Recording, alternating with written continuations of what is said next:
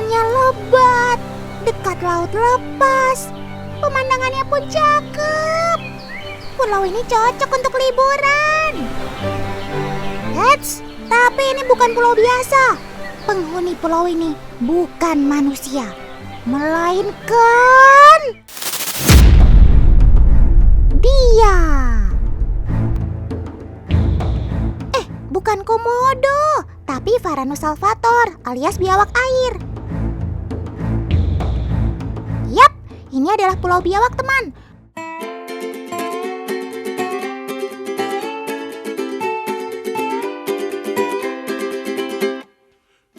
Lokasinya di Laut Jawa, sekitar 40 km sebelah utara dari Indramayu, Jawa Barat.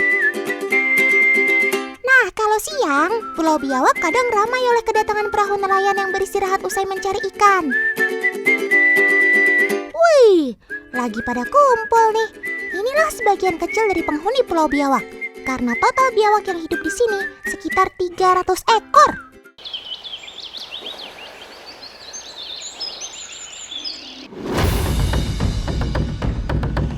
Loh. Ada apa ini? Aduh. Kok jadi pada berantem sih? Sudah. Stop.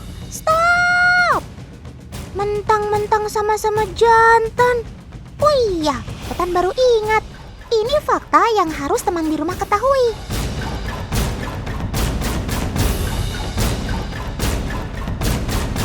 Dua jantan akan adu kekuatan bak sumo untuk unjuk kekuatan. Siapa yang paling kuat, dialah yang akan mendapatkan betina pujaannya.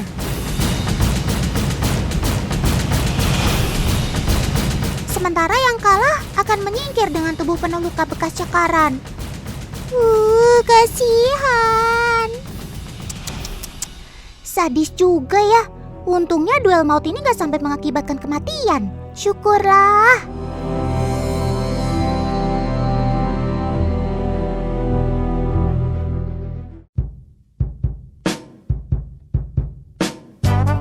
Fakta unik berikutnya datang dari Varanus panoptes alias biawak Argus monitor. Sobat Otan asal Australia dan Papua Nugini ini bisa berdiri dengan dua kaki layaknya manusia loh. Posisi ini disebut dengan tripod alias kaki tiga.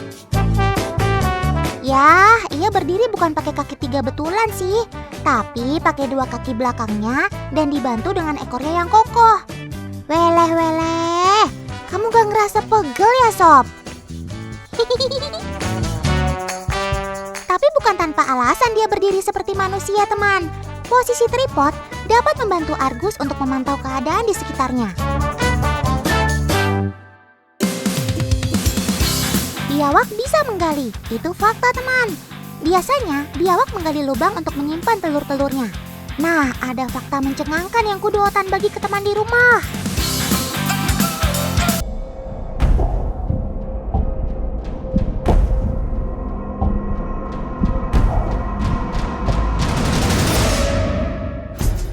Biawak jago memanjat adalah fakta yang mungkin sebagian besar teman di rumah sudah tahu. Tapi, aksi manjat Sobat Otan ini kadang meresahkan. Siapa nggak takut coba kalau ada biawak manjat pagar rumah seperti ini?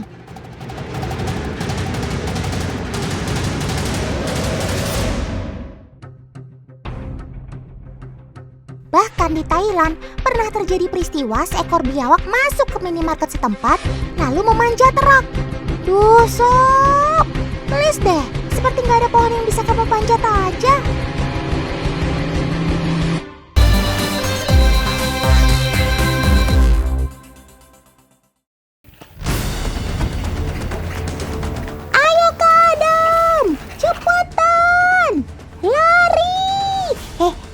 Maksudnya go west. Nah iya kayak gitu.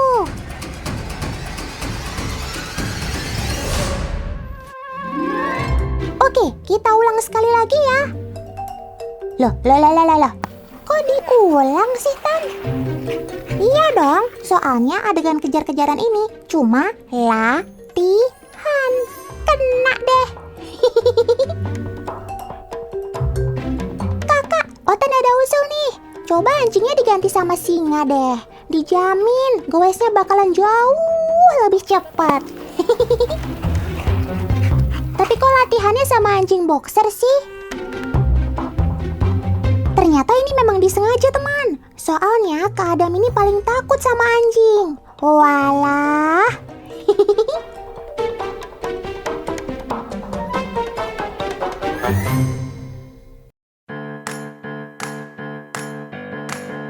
Nah, kalau kita adu aja gimana?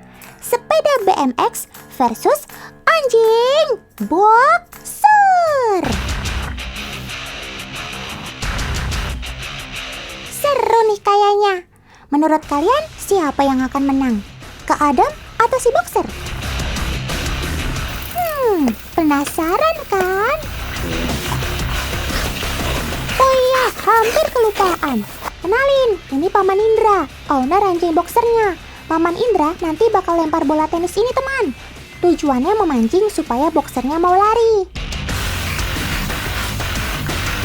Oke, kita mulai aja ya lombanya. Siap. 3, 2, 1, mulai. Woi, anjing boxernya yang menang, teman. Menang telak lagi. Tuh lihat dalam tayangan lambat. Keadaannya tertinggal jauh kan di belakang. Wah. Meski belum secepat anjing greyhound, tapi kecepatan boxer ini tetap luar biasa, teman. Kecepatan rata-ratanya 29 km per jam. Artinya setara motor matic.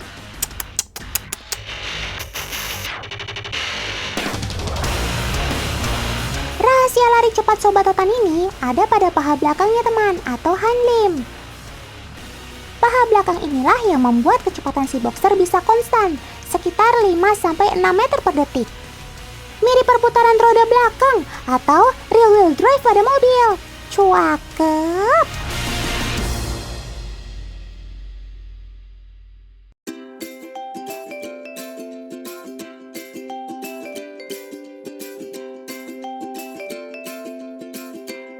Memang ya, mau lawan remote control kek, mau sepeda BMX kek, kecepatan dan akselerasi si Dogi emang juara. Luar biasa.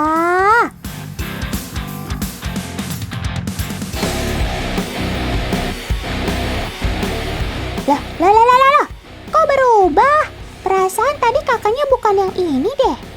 Ini mah ototnya udah kayak atlet UFC.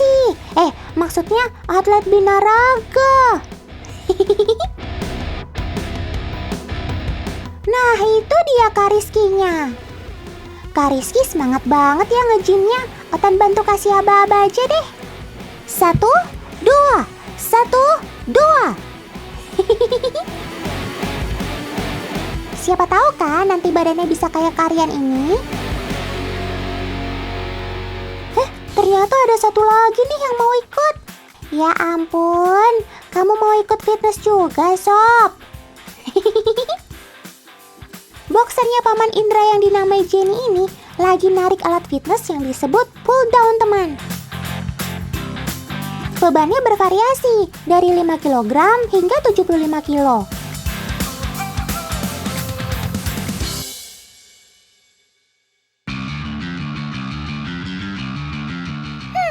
Otan mendadak punya ide. Gimana kalau kita bikin kontes adu kuat aja antara Karian, Kak Rizky, dan anjing boxer? Siapa kira-kira yang paling banyak tarik beban pull down-nya? Setuju? Kita mulai dari Karian dulu deh. Kelihatannya sih pull down ini enteng banget buat Karian. Mulai dari beban 25 kg. Terus 45 kg. Sampai 70 kg masih terlalu mudah buat si kakak. Oke deh, lanjut. Berikutnya Kak Rizky dulu. 25 kilo masih enteng lah ya. 45 kilo juga. Nah, kalau 70 kilo mulai beda tuh ekspresinya. Tapi masih bisa keangkat. Sip deh.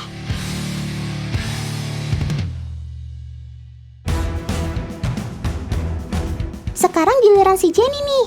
Tali harnasnya sudah terpasang. Oke, kita mulai.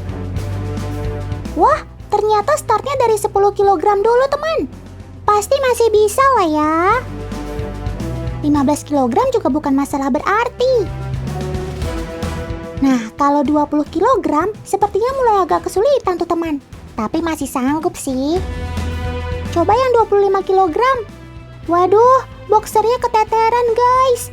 Katanya tenaganya udah habis. Daripada kenapa-kenapa, mending kita cukupkan aja ya adu kuatnya. Dan untuk kategori adu kuat ini, si boxer harus mengakui keunggulan kakak-kakak ini. Jadi skornya seri ya, 1 sama.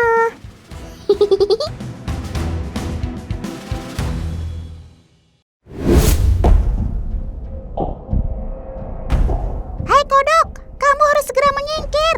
Ini adalah kolam ikan predator yang ganas. Duh, Otan kasih tahu malah diem aja. Gimana sih? Awas, ada arwana mendekat.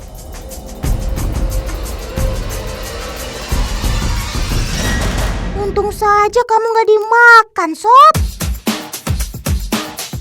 Kodok ini ternyata pura-pura mati supaya tidak dimakan oleh si predator cantik ini.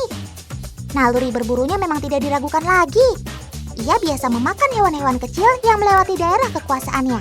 Ya, sifatnya memang teritorial. Makanya, ia tidak pernah digabungkan dengan ikan jenis lain jika di akuarium. Di rawa seperti ini pun, jika hanya ada 1-8 ekor, mereka pasti akan berantem untuk berebut kekuasaan. Makanya, sengaja diberi lebih dari 10 ekor ikan supaya nggak berantem. Dengan begini, ruang gerak mereka terbatas, sehingga mereka tidak lagi berebut kekuasaan. Wait, hampir saja kamu digigit lohan, sob. Memang bukan ide yang bagus untuk menyatukan dua jenis ikan ini di dalam satu akuarium. Walaupun sama-sama iwak yang kuala, tapi ternyata daerah kekuasaan kedua ikan ini berbeda, teman.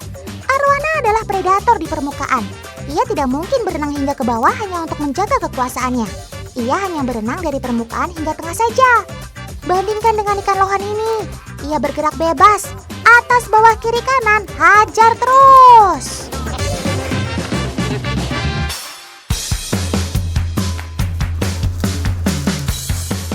Paman Ahmad kok malah tepuk tangan sih? Manggil Kang Bakso. Ternyata manggilin Sobat Otan toh. Wah, kalian ternyata hafal dan peka dengan suara tepuk tangan ya. Otan jadi penasaran, kalau Kanila yang manggil kalian, kira-kira kalian datang gak ya? Waduh, ternyata nggak ada yang datang. Luar biasa. Ternyata kalian bisa hafal orang yang sering memberi makan. Bisa aja kamu sob tahu yang mana pemilikmu.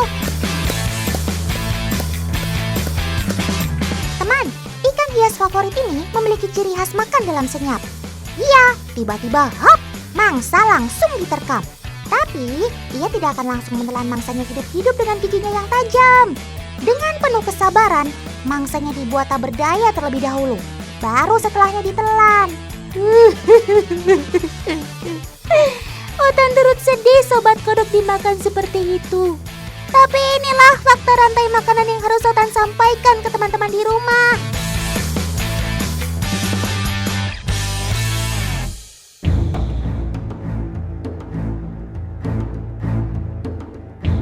Paman, pelan-pelan ya operasi mata arwananya. Teman-teman di rumah, Paman ini sedang membetulkan letak mata arwana yang juling. Biasanya, mata arwana juling karena penempatan lampu yang kurang tepat. Hal ini biasa terjadi kok. Arwana harus dioperasi agar tidak mengurangi nilai jualnya. Eits, walau begitu, tidak semua arwana yang cacat harganya turun loh. Ada juga arwana yang cacat sejak lahir, tapi nilai jualnya justru tinggi. Ini dia si ikan arwana kembar siam. Ikan seperti ini sangat sulit bertahan hidup. Harus diperlakukan sangat hati-hati. Tapi sayang, satu hari sebelum tim Otan datang, salah satu dari mereka tidak bertahan dan akhirnya mati.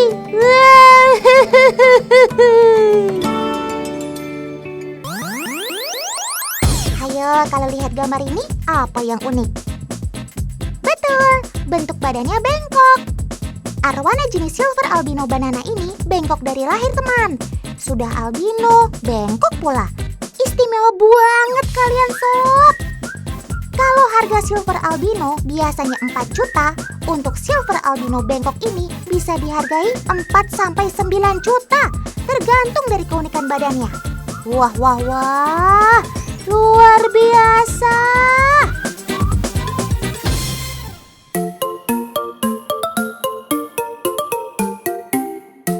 Kita kembali ke arwana super red yuk. Ikan purba ini asalnya dari perairan di Kalimantan Barat, seperti dari Sungai Kapuas dan Danau Sentarum. Dibandingkan dengan arwana lain, jenis ini memiliki tubuh yang tebal. Ada yang menyebutnya sebagai arwana sumo, karena mirip dengan atlet sumo yang bertubuh besar. Dari segi harga, anakan 15 cm dihargai 4-4.500.000 rupiah. Harganya jauh berbeda dengan arwana silver, yang nilainya kurang dari 500.000 rupiah. Hal ini karena arwana super red hanya bisa menghasilkan 30 butir telur saat panen. Berbeda jauh sekali dengan jenis arwana silver yang bisa menghasilkan sekitar 200 butir telur setiap panen. Ikan air tawar ini aktif di malam hari. Di siang hari seperti ini, ia biasanya berteduh di bawah enceng gondok ini. Matahari memang bisa membuat warna ikan menjadi lebih terang. Tapi kalau tidak ada tempat berteduh, kan kasihan juga kalau mereka kepanasan. Ikan berwarna terang biasanya adalah ikan-ikan muda. Mereka belum pernah menghasilkan telur. Jika sudah menghasilkan telur, warna tubuh mereka akan memudar perlahan. Jadi mudah ya menentukan mana ikan yang tua dan yang muda. Tinggal lihat warna tubuhnya deh.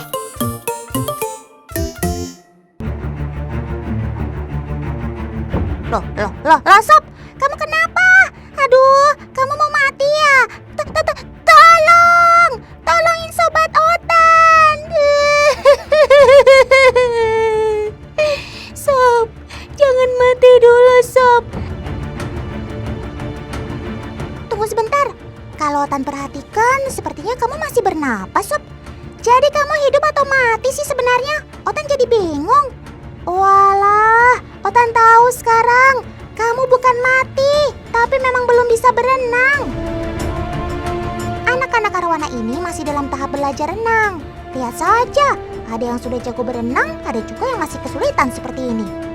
Ayo, semangat terus ya berenangnya, Sob.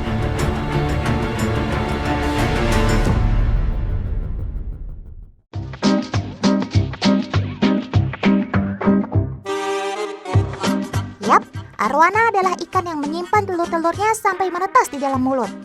Di dalam mulut itu, anakan arwana terus berputar-putar sampai akhirnya tiba masa panen.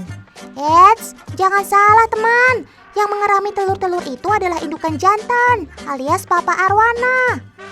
Karena rahang papa arwana lebih besar dibandingkan rahang mama arwana. Selama 30 hari, papa arwana akan berpuasa dan tidak membuka mulutnya untuk menjaga anak-anaknya loh. Sungguh bapak siaga ya. Otan sih mana sanggup puasa 1 bulan. Jadi terharu Otan dengan papa arwana.